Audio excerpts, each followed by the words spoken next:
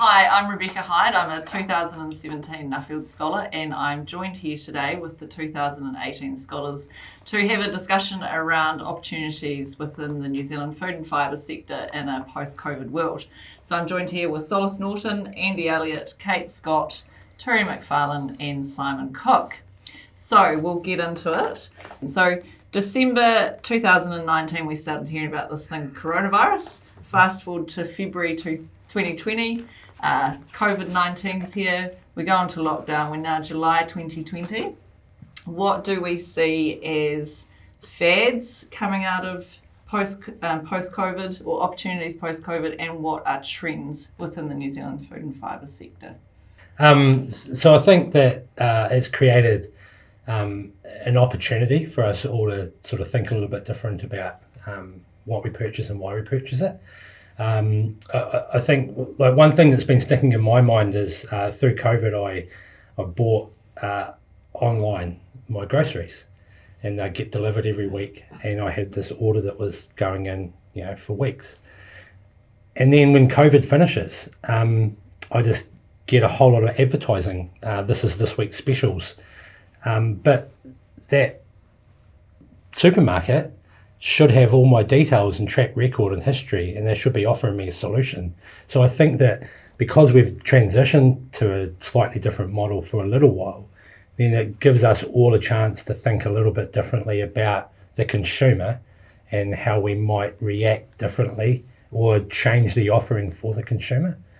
And the other one that just sort of springs to mind is people have been purchasing and buying with an immunity or health or nutrition lens, and I don't think that's going to change. It's probably not going to. It's going to fast track our thinking around that, but it should also extend to what that means for our ability to offer to export, because countries are looking at how we've reacted through this. They like what they see. There's trust, and there's layers that are being built there. So we need to work out how to make sure we don't lose that, and in fact build on it to create more value. Yeah, I think there's huge opportunities for us as New Zealand Inc. on that back of that brand of food safety, given what we've done in terms of COVID, that we are seen as a world leader in that area, and so all of the produce that comes from here, that whole the safety of our produce is being underlined by that and underpinned, and there's also been quite a strong trend that we've been seeing in terms of e-commerce. So I know in China, zestberry sales have gone from around about 10% through the e-commerce trade up to around 30%. So there's a lot more people that are buying food online, and you talk about buying your groceries online, because you can't physically go to the store and pick something up and have a look at it, particularly when you're talking about fruit, then you've got to have a huge amount of faith and trust in that brand before you're prepared to buy that online. And I know that's something our industry's been focused on for a long time, has been building that brand.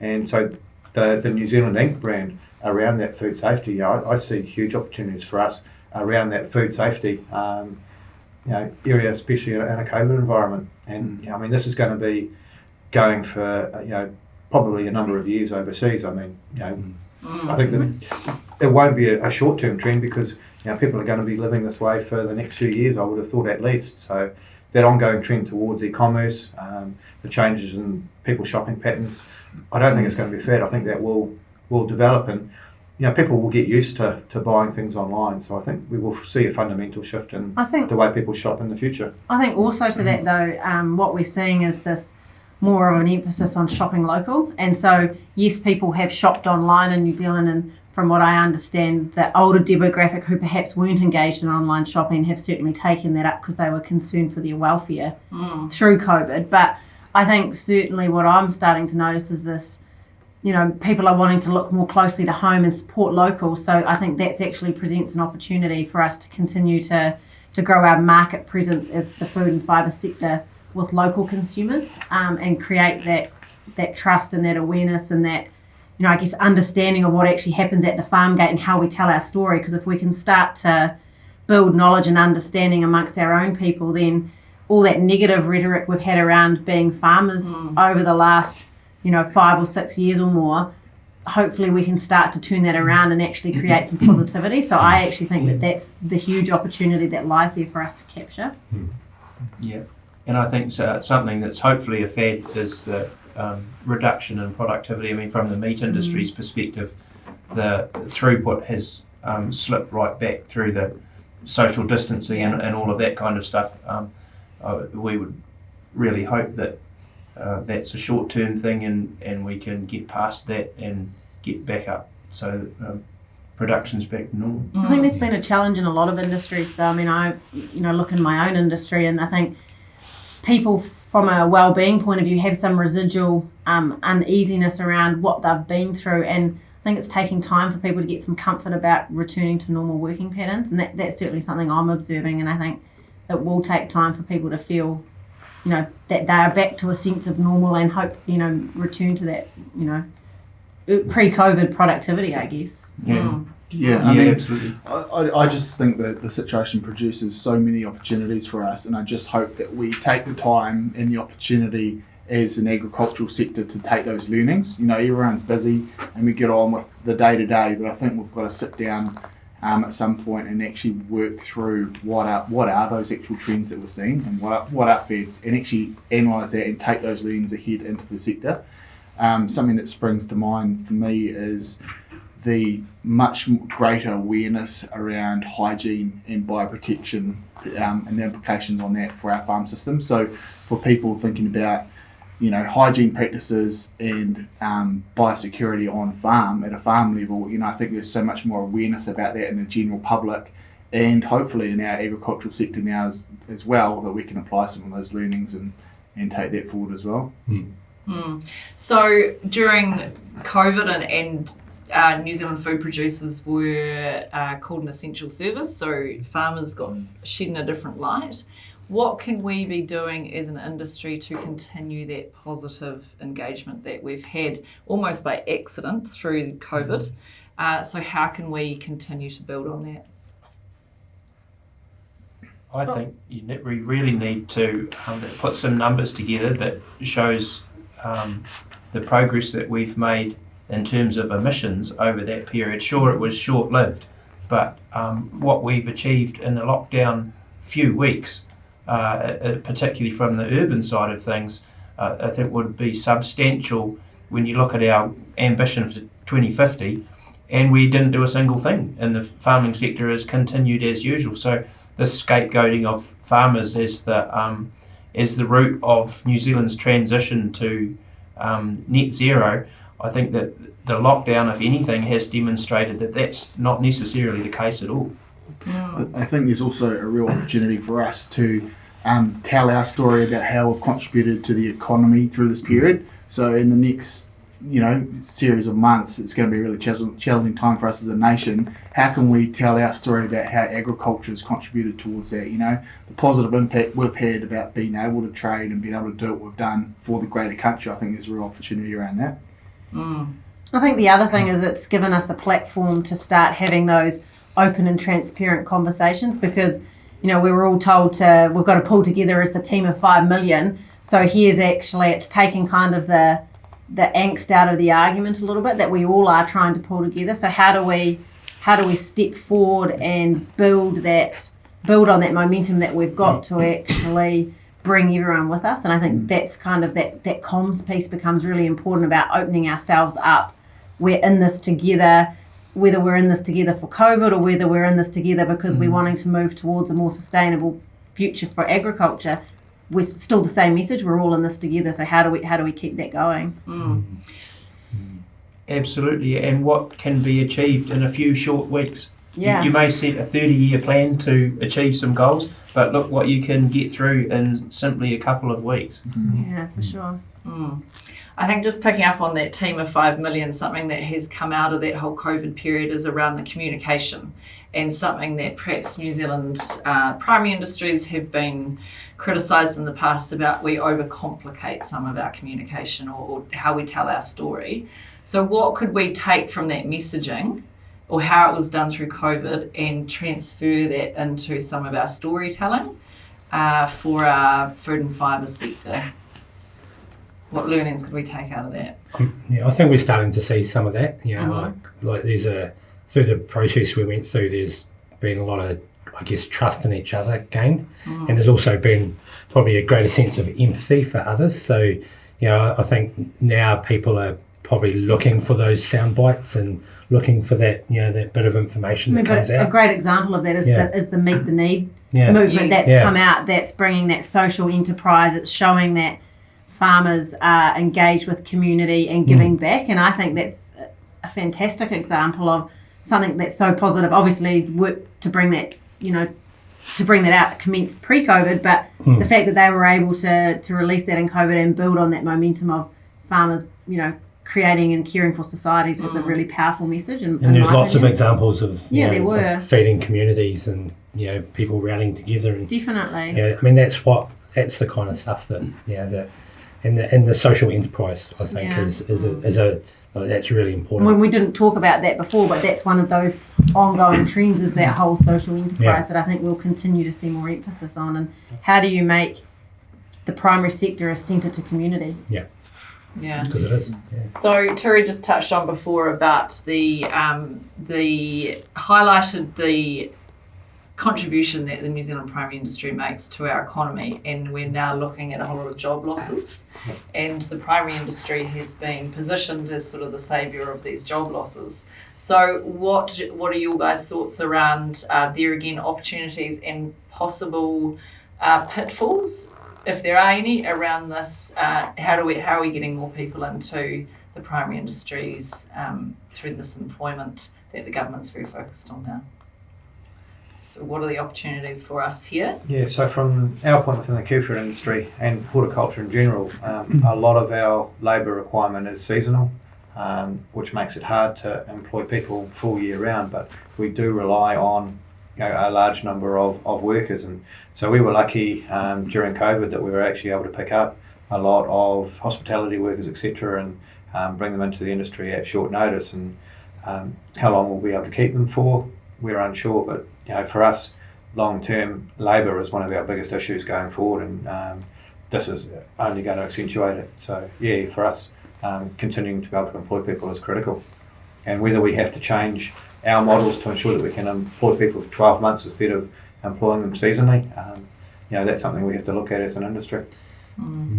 Yeah, I mean, I think we've talked a bit about, you know, the domestic implications of this, and I think we've got to take the opportunity also now to look beyond the horizon and think about, you know, what's the implications of this in an international context. And I think, you know, providing sustainably produced food and fibre for a world that's screaming out for it is our focus. But how do we demonstrate that? So the challenge, I think, in this post-COVID world of people actually wanting to know where their produce is from and how can you validate claims that you're making, I think is the challenge on us. And it's been there already, but I think this probably just emphasises how important it is for us to have that traceability and be able to back up those stories we say. So if we're saying our produce is sustainably produced, we have to have that assurance behind it. You know, those farm insurance programs, you know, the health benefit story, how do we back that up to our international consumers as an export nation? Yeah, and we have to take the view, like in the case of labour, you know, like we have to take the view that it's not going to change for a few years, so we can actually fix what's, you know, clearly not working. So I think that gives us an opportunity to actually change, you know, why is it that it's so hard to get those workers in, and how do we make it more attractive and more valued. I think I think it's going to be a real challenge if you have a pool of labour has suddenly emerged as a result of COVID-19 that are not trained in agriculture in any way, and you're on the back of a long trend of labour leaving agriculture, and in some ways the decline of training systems to school these people into agriculture. I think we face a big hurdle there.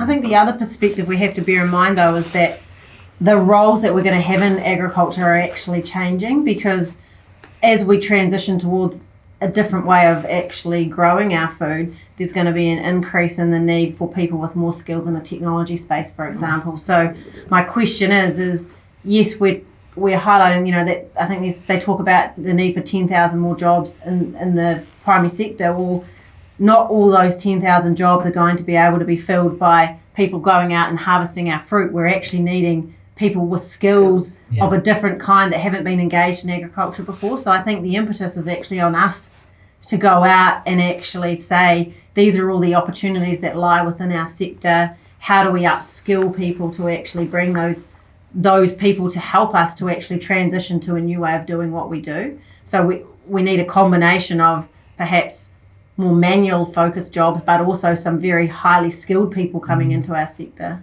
Yeah, that's a good point. And then how do we keep them in here? Yeah, exactly. Once those other industries may Bounce back. Bounce back. But I mean, isn't that part of the opportunity is for us to actually sell them this dream of, we've got 5-6 people sitting here who love working in the sector that we do. So how do we all go forth and tell everyone what an amazing sector it is to work in? And, you just have to look at all of us sitting here and the diversity we have in the way that we contribute to the sector.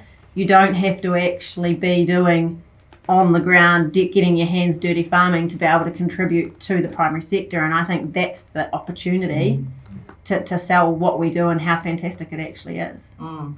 So perhaps we're getting better at telling where our foods come from, but actually what the other opportunities are around agriculture and what the industry can provide. So one of our other major industries that's been affected through COVID is our tourism. We have lots of tourists come here each year that aren't now coming, and the landscape and what they see here sells our products. So how can we be ensuring that we stay centre in mind in those customers offshore when they're no longer coming here? We don't have that access as easy to market through travel restrictions and that. So how can we be ensuring that we're keeping New Zealand products centre of mind for those consumers overseas? My view is that, you just have to look at our response to COVID and how the rest of the world is viewing our relative success in that space, that's actually creating or filling that void of us not being able to share our landscape values, is the fact that here's a little old country of 5 million who have banded together and got on top of COVID. So I think that's actually the opportunity, not necessarily of our own doing, but actually an opportunity for us to capture. Yeah, and I think it's actually a good opportunity to enact some of that repositioning as well. Because we may be selling on that now, but is it what we're going to be selling on and engaging on in 3 to 5 years' time? And if not, then let's start those steps in this environment, build on them, and then backfill the things that we will be able to make good on, and maybe not having tourists here for that period of time is not a bad thing for that repositioning. But I think all of our products and market are continuing to fly those flags. All the brands and that are doing well, and the industries that are doing well. Anything associated with New Zealand, they're going to think about how we're responding. So and I think the other thing too, we've seen our team of 5 million, and they're definitely getting out and about and supporting our regions, and hopefully also falling in love and being proud of what it is that we do here in New Zealand, including producing our food. So there's nothing better than an advocate for our own products coming from our own country that we may not have seen the same. So something else that's been touched on a bit through the other conversations we've had is around collaboration and how we can be, we're all in this together. What do we need? What are some key steps that we need to be taking post-COVID to ensure that we are moving forward together to this new norm? I think that goes from individual all the way through to business, and I think there's a lot of stress and pressure and a lot of things going on, and I think if we continue to do everything ourselves, then we're all going to get into trouble, and we're going to struggle to get through this. But I think it's a really good opportunity to collaborate a lot more, and to look for linkages that, or synergies that may not have been there prior to this. Because if a business is going into market or a business is developing something, then there might be 2 or 3 others doing the same thing. So why wouldn't you work together? Why wouldn't you work on a change in the farming system or something else as well? So I think that the opportunity is business, it's industry, and it's between industries, but it's also individuals as well, because it's all been quite stressful, but we all need to be cognitive of that as well. I think the way that we had to work when we had no choice, so everyone had to shift to working online and from home, like it or not, actually forced a lot more collaboration, because the only platform people had to come together was via Zoom. So all of a sudden people had to do a lot more talking to maintain that. So I think that's another unintended consequence, I guess, but it's potentially a positive for forcing us to have to rethink the way we do things. I think it's really allowed us a new way to be able to connect Yeah. easier than we probably underestimated or underutilised previously as well. I think anybody looking to expand overseas is going to be forced into collaboration, because at the moment you simply can't go and visit a new market and build those relationships. You're going to be completely reliant on someone who is already there, using their networks and their relationships, because you physically can't go there and create them yourself now. So and the way that they're doing business in that country has also changed. So it's same. As a disruptive opportunity, there's not many other examples of it, like of that magnitude, is it? So if we can't get organised together to try and identify what the real chances are in there on the back of that, when would be a better time to do it? This is the time to get stuck into that, I think.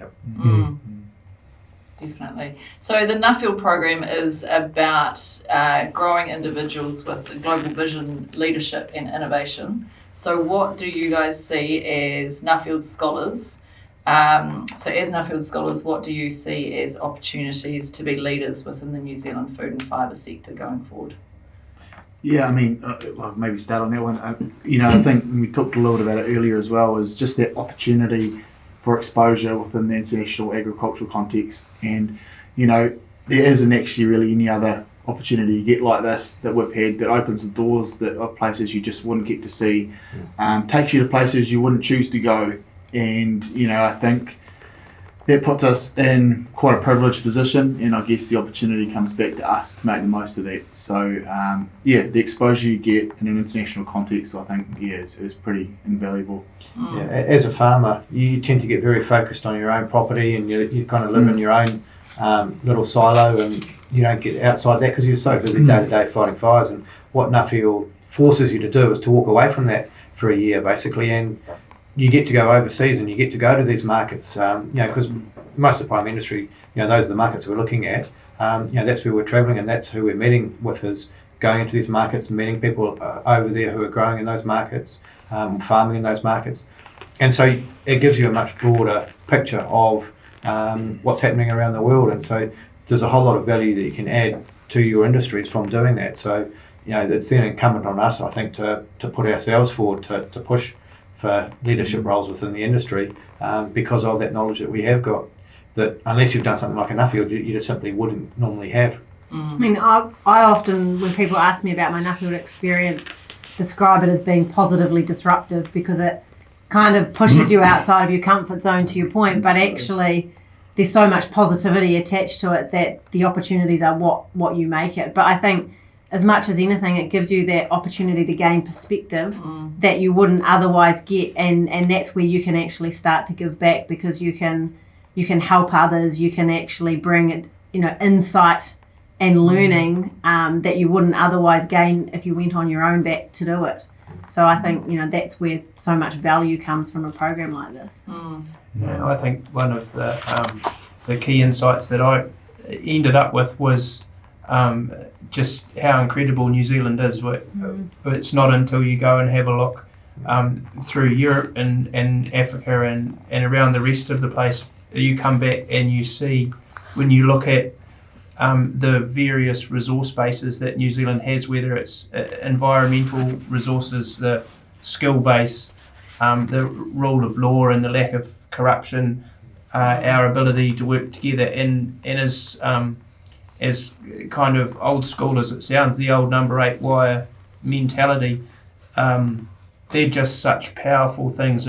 If we can't affect like real change in New Zealand for where we need to go in the future, I really don't see how many other countries are going to achieve it. We're just ideally positioned to make good progress.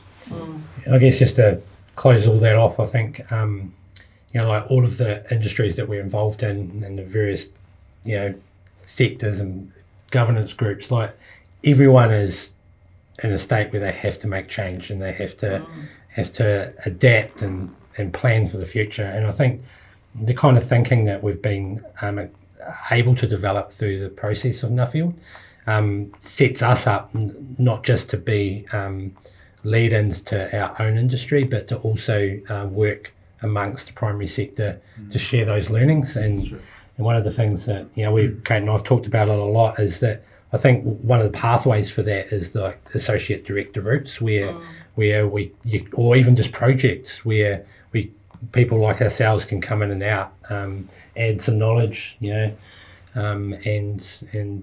share learnings. As much as anything, it's about how do you disrupt the business as usual thinking, and that's just again bringing a different perspective. Definitely. I think too, with that change being forced on us, people are open to opportunities or changes that they wouldn't have otherwise been open to. So, and I think Nuffield encourages you to ask questions, and sometimes the only way you can actually move forward under a period of change is actually to ask questions. And sometimes when you're in that, you can't see the wood for the trees. So having an outside perspective can help you to achieve that.